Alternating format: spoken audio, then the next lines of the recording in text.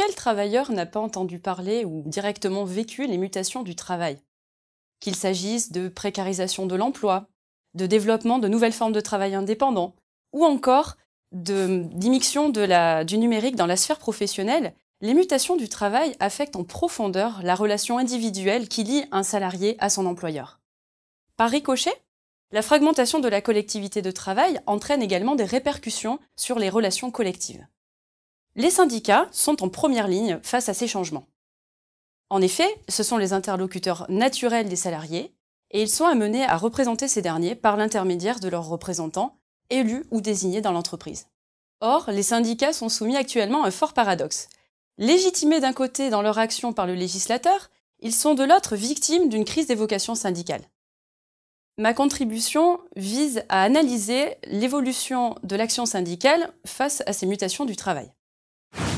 En tant que juriste, j'ai analysé l'évolution de l'action syndicale sous l'angle des deux missions traditionnelles dans l'entreprise.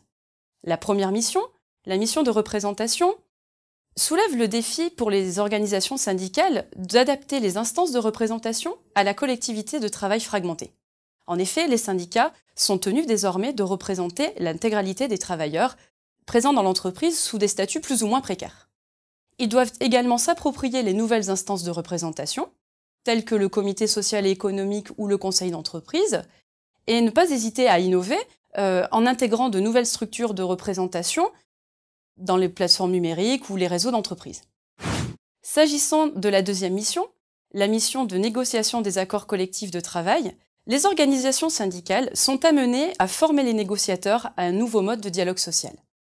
En effet, quelle que soit la taille de l'entreprise, les organisations syndicales sont tantôt amenées à professionnaliser les acteurs de la négociation face à la technicité croissante des thématiques de négociation, ou alors, dans les plus petites entreprises, à limiter le risque d'évincement syndical face au développement de modes dérogatoires de négociation tels que le référendum. En tout état de cause, les organisations syndicales sont amenées de plus en plus à négocier directement sur les mutations du travail. Il est ainsi courant de voir les organisations syndicales négocier sur le télétravail, les contrats précaires ou encore les impacts du numérique sur les emplois. Elles doivent donc passer progressivement d'une négociation traditionnellement transactionnelle à une négociation plus relationnelle. En conclusion, l'atomisation des parcours et des statuts amène les organisations syndicales à dépasser leur champ traditionnel d'intervention et à beaucoup plus expérimenter. L'objectif ici, pour elles, est de restaurer leur capacité collective de représentation afin d'être en adéquation avec la réalité de la collectivité de travail.